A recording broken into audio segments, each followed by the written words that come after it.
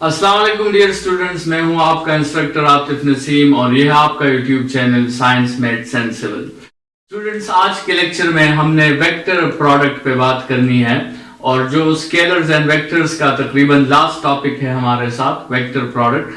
हमने इस lecture series में स्केलर्स को समझा, वेक्टर्स को समझा, वेक्टर्स के ऑपरेशंस हमने देखे, स्केलर्स के ऑपरेशंस हमने देखे और उसमें हम वेक्टर्स के ऑपरेशंस के लास्ट टॉपिक पे है। सबसे पहले हमने एडिशन सब्ट्रैक्शन ऑफ वेक्टर्स पढ़ी, अभी हम मल्टीप्लिकेशन ऑफ वेक्टर्स पढ़ रहे हैं और जैसे हमने कहा था division of vectors is up till now not possible because इसके कोई फिजिकल इंटरप्रिटेशंस हमारे साथ नहीं आए हैं। तो वेक्टर मल्टीप्लिकेशन के दो तरीके हमने पढ़ने हैं, एक हमने पढ़ लिया है स्केलर प्रोडक्ट, आज दूसरा मेथड हमारा है वेक्टर प्रोडक्ट। तो स्टूडेंट्स, वेक्टर प्रोडक्ट जो है when two vectors are multiplied with each other and they result in a vector quantity, such a product is called vector product. Scalar product में result जो था वो scalar quantity थी, vector product में जो result है वो वेक्टर क्वांटिटी है। So the names which are given to these products are on the basis of their results.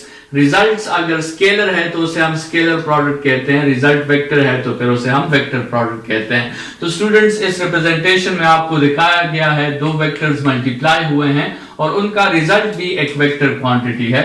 Students, vector product को रिवायत के तौर पे, कन्वेंशन के तौर पे हम दरमियान में एक क्रॉस लगा के रिप्रेजेंट करते हैं, तो it is represented by a cross, therefore it is also called cross product. Mathematical form इसका है C is equal to A cross B। इसमें आप देखें A भी वेक्टर है, B भी वेक्टर है और जो रिजल्ट है C वो भी एक वेक्टर है। मतलब वेक्टर प्रोडक्ट में हमें रिजल्ट का मैग्नीट्यूड भी डिस्कस करना होगा और उसकी डायरेक्शन भी हमें डिस्कस करनी होगी, because we are dealing about a directed quantity, we are dealing about a vector quantity.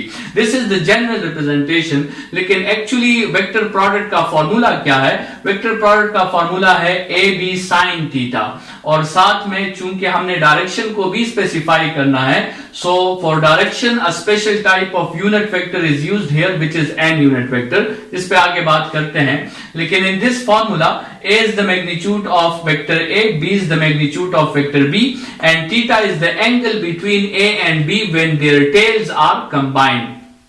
ये आपको ग्राफिकल रिप्रेजेंटेशन गिवन है, ए और बी के दोनों टेल्स कंबाइंड है, ये उनके दरमियान एंगल गिवन है, लेंथ्स आपको उनके मैग्नीट्यूड्स के बारे में शो कर रहे हैं और ये आपके साथ एन यूनिट वेक्टर की डायरेक्शन है which is perpendicular to A and B both. Students, तो ये जो आपके साथ फॉर्मूला नजर आ रहा है ये C के मैग्नीट्यूड को रिप्रेजेंट करता है और ये जो है ये C की डायरेक्शन को रिप्रेजेंट करता है। इसकी डायरेक्शन पर स्टूडेंट्स बाद में जाके बात करते हैं, लेकिन फिलहाल हम इस मैग्नीट्यूड को उठा लेते हैं, ठीक है। और मैग्नीट्यूड से आपको पता चल जाता है कि C depends on three things, A, B and theta. Dot product का जो रिजल्ट था वो भी तीन चीजों पर डिपेंड करता था, A, B और थीटा पर, और यहां पर क्रॉस प्रोडक्ट का जो रिजल्ट है उसका जो मैग्नीट्यूड है वो भी तीन फैक्टर्स पर डिपेंड करता है, ए, बी और थीटा पर। स्टूडेंट्स, ये क्वेश्चन का रिदम जो है बिल्कुल उसी तरह है जिस तरह हमने स्केलर प्रोडक्ट का रिदम पढ़ा था। तो हेडिंग्स आपके साथ वही हैं, सिर्फ रिजल्ट्स आपके साथ मुख्तलिफ होंगे, क्योंकि स्टूडेंट्स वहां पे cos थीटा आ रहा था और यहाँ पे आपके साथ sin थीटा आ रहा है। सारा जो है रिदम वही सेम होगा लेकिन रिजल्ट्स हमारे मुख्तलिफ होंगे और फिर मैं साथ में बताता भी जाऊंगा, उस प्रीवियस लेक्चर से मैं कुछ पॉइंट्स उठाकर इसके साथ कंपेयर भी करूंगा। स्टूडेंट्स, आपके साथ C का एक के साथ ताल्लुक बन सकता है, B के साथ ताल्लुक बन सकता है और थीटा के साथ ताल्लुक बन सकता है। C का A और B के साथ वही ताल्लुक है जो वही डॉट प्रोडक्ट में ताल्लुक था। C is directly proportional to A and C is also directly proportional to B और डायरेक्ट प्रोपोर्शनलिटी का ग्राफ आपको पता है कि it is a straight line and it passes from origin, ठीक है। और C और A और B में वही ताल्लुक है कि अगर A और B आपके साथ डबल हो गए तो C पे भी उतना ही इफेक्ट आएगा, ठीक है। जिस तरह डायरेक्ट प्रोपोर्शनलिटी के ग्राफ्स होते हैं, equal changes in one variable produces equal changes in the other variable. लेकिन स्टूडेंट, C का थीटा के साथ क्या ताल्लुक है? C का थीटा के साथ वो ताल्लुक है जो यहां पे रिप्रेजेंट हुआ है एक ट्रिग्नोमेट्रिक रेशियो के थ्रू, जिसको हम साइन कहते हैं, ठीक है। तो उसको डिटेल में समझने के लिए जिस तरह हमने स्केलर प्रोडक्ट में कुछ केसेस कंसिडर की थी, यहां वेक्टर प्रोडक्ट में भी हमने कुछ केसेस कंसिडर करनी है। डायग्राम्स मैंने इसके साथ नहीं बनाए, ये वही स्केलर प्रोडक्ट के डायग्राम्स आप यहां पे भी बना सकते हैं। जब आप थीटा की जगह 0 पुट करोगे इस फार्मूला में, तो साइन ऑफ 0 वो 0 के इक्वल होता है, पूरा प्रोडक्ट 0 हो जाएगा। जब आप थीटा की जगह 90 पुट करोगे तो साइन ऑफ 90 1 के इक्वल होता है, प्रोडक्ट आपके साथ मैक्सिमम आ जाएगा। जब थीटा की जगह आप 180 पुट करोगे तो आपके साथ साइन ऑफ थीटा जो है वो दोबारा 0 हो जाता है। 270 पे साइन ऑफ थीटा आपको -1 रिजल्ट देता है, तो -AB आ जाएगा। और 360 पे दोबारा आपके साथ साइन का पीरियड कंप्लीट हो जाता है, और ये वही वैल्यू आपको देता है जो थीटा इज इक्वल टू 0 पे आपको मिली थी। ये जो आपके साथ वेरिएशंस आई हैं, जो C की आपको डिपेंडेंस पता चली थीटा पर, अगर इसको हम एक ग्राफ में, एक टेबल में कन्वर्ट कर दें तो देखिए C जब 0 से 90 की तरफ जा रहा था, तो थीटा जब 0 से 90 की तरफ जा रहा था तो उस वक्त C 0 से AB की तरफ जा रहा था, और ये जब थीटा 180 से 270 की तरफ गया तो C 0 से -AB की तरफ गया। इसी तरह 270 से 360 तक -AB से 0 की तरफ हो जा रहा है C। ये वेरिएशंस आप टेबल में भी शो कर सकते हैं और ग्राफ में भी आप शो कर सकते हैं। आप ये पॉइंट्स ड्रॉ कर लें, 0 0 ड्रॉ कर लें, फिर 90 AB, फिर आपके साथ 180 0, फिर 270 -AB और फिर 360 0, और इन सब पॉइंट्स को आप ज्वाइन कर लें तो आपके साथ जो ये ग्राफ की शक्ल आई है ये एक्चुअली साइन थीटा का ग्राफ है। और इसका मतलब ये है कि C का थीटा के साथ जो ताल्लुक है वो एक ट्रिग्नोमेट्रिक रेशियो साइन के जरिए एक्सप्लेन हुआ है, या C का थीटा के साथ वही ताल्लुक है जो थीटा का साइन थीटा के साथ ताल्लुक है। तो यहां पर तो हमने factors of affecting the magnitude of vector product, तीनों फैक्टर्स हमने डिस्कस कर लिए, और यहां से स्टूडेंट्स आपको पता चल गया कि वेक्टर प्रोडक्ट जो है it is a multiplication of perpendicular vectors. Students अगर आपको याद हो, scalar product theta is equal to 0 पर मैक्सिमम था और vector product theta is equal to 90 पर मैक्सिमम है, इसलिए scalar product is a multiplication of parallel vectors and vector product is a multiplication of perpendicular vectors. तो students याद रखें कि vector product is a multiplication of perpendicular vectors. दो vectors आपस में पैरेलल है, परपेंडिकुलर है, बस आप उन दो वेक्टर्स के मैग्नीट्यूड को मल्टीप्लाई कर लें, किस्सा खत्म। लेकिन अगर वेक्टर्स आपस में परपेंडिकुलर ना हो तो फिर हम क्या करेंगे? अगर वेक्टर्स आपस में फिजिकली परपेंडिकुलर ना हो तो हमें उनको लॉजिकली परपेंडिकुलर बनाना होगा, तभी हम उनका वेक्टर प्रोडक्ट ले सकते हैं। और उसके लिए जो मेथड हमने डिस्कस किया था स्केलर प्रोडक्ट में भी, वही मेथड यहां पर भी हम डिस्कस करेंगे कि हम फिर कंपोनेंट्स लेंगे। जब वेक्टर्स परपेंडिकुलर नहीं होते तो हम फिर उनके परपेंडिकुलर कंपोनेंट्स लेते हैं, उनको मल्टीप्लाई करते हैं। स्केलर प्रोडक्ट में हमने पैरेलल कंपोनेंट्स लिए थे, यहां पे हम परपेंडिकुलर कंपोनेंट्स लेंगे। वहां पर भी हमने दो मेथड्स डिफाइन किए थे, यहां पर भी हम दो मेथड्स डिफाइन करेंगे। मेथड्स ये है कि आप A क्रॉस B फाइंड करना चाहते हैं या B क्रॉस A फाइंड करना चाहते हैं। A क्रॉस B में आपको A रेफरेंस लेना होगा, B क्रॉस A में आपको B रेफरेंस लेना होगा। तो सबसे पहले A क्रॉस B की बात करते हैं। स्टूडेंट्स, A को मैंने रेफरेंस ले लिया और B को मैंने दो वेक्टर्स में रिजॉल्व कर दिया, B1 और B2। ठीक है, B1 रेफरेंस के पैरेलल है जो कि B cos थीटा के इक्वल है, B2 रेफरेंस के परपेंडिकुलर है जो कि B sin थीटा के इक्वल है। स्टूडेंट्स, जैसे हमने कहा कि अगर हम इनका वेक्टर प्रोडक्ट डिफाइन करना चाहते हैं, so we will only multiply the perpendicular vectors, and if vectors are not perpendicular then we will find the perpendicular components and we will multiply it। तो स्टूडेंट्स क्या लगता है आपको, हम A को B1 के साथ मल्टीप्लाई करें? नहीं, क्योंकि ये पैरेलल है। हम A को मल्टीप्लाई करेंगे B2 के साथ। so the vector product between A and B is A complete into the component of B that is perpendicular to A। B का वो कंपोनेंट आपने लेना है that is perpendicular to A, और B का वो कंपोनेंट आपके साथ B sin थीटा के इक्वल है।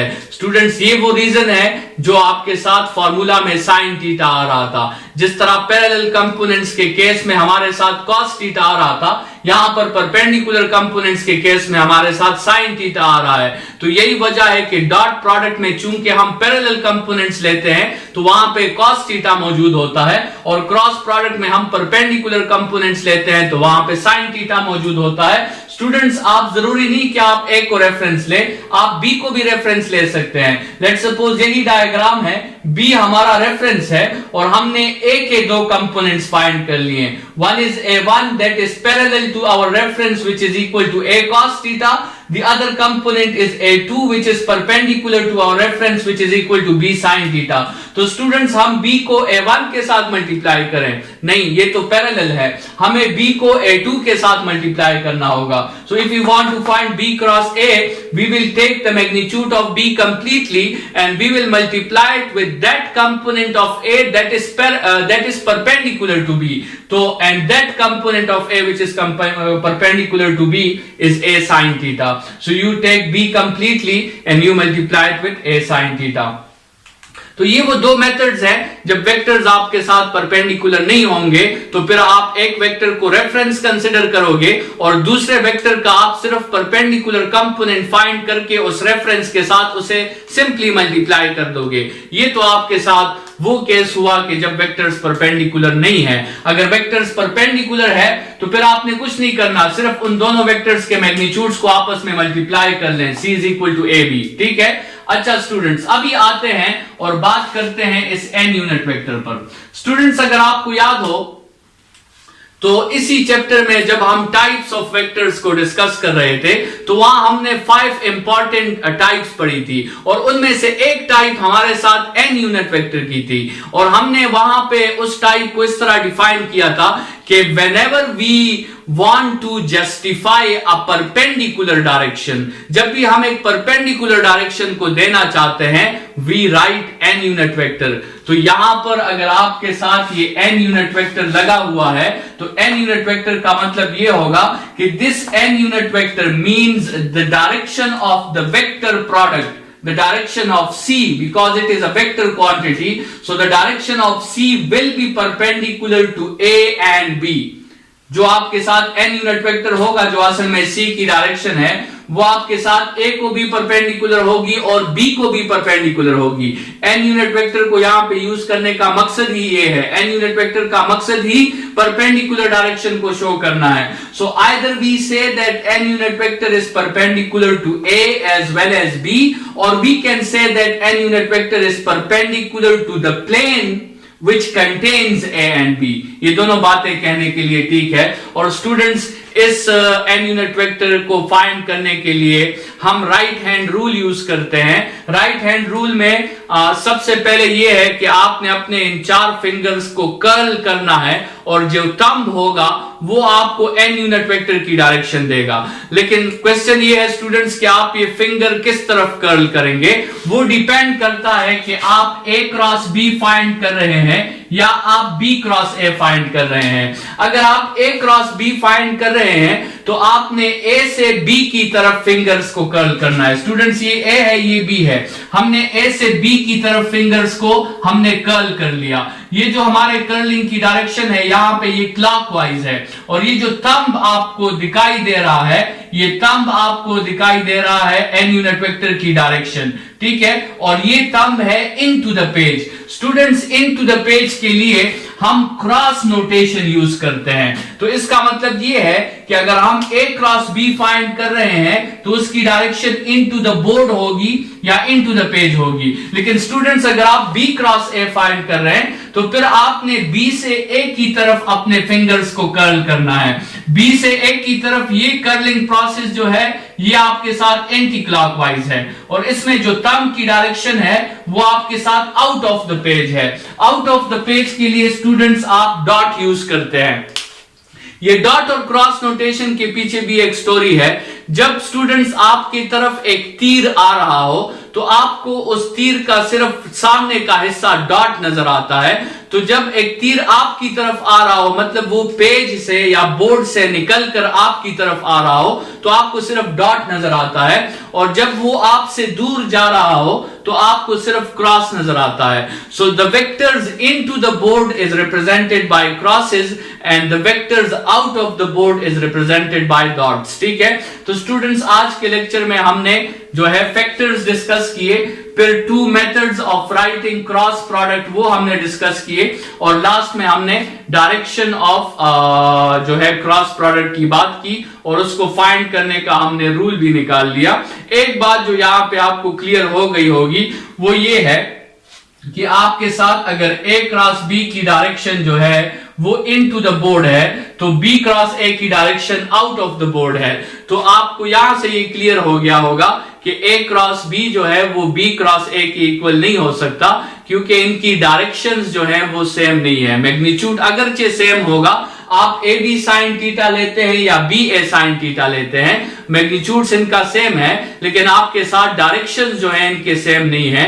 ए क्रॉस बी की डायरेक्शन अगर इनटू द पेज है तो बी क्रॉस ए की direction out of the page है। तो इसका मतलब ये हुआ कि वेक्टर प्रोडक्ट जो है वो कम्यूटेटिव प्रॉपर्टी को अप्लाई नहीं करता। स्टूडेंट्स नेक्स्ट लेक्चर में इस वेक्टर प्रोडक्ट को समराइज करेंगे, इसकी प्रॉपर्टीज और उसके एग्जांपल्स जो हैं वो करके नेक्स्ट लेक्चर में हमारा वेक्टर प्रोडक्ट भी खत्म हो जाएगा। इस लेक्चर के लिए इतना ही। Thank you students.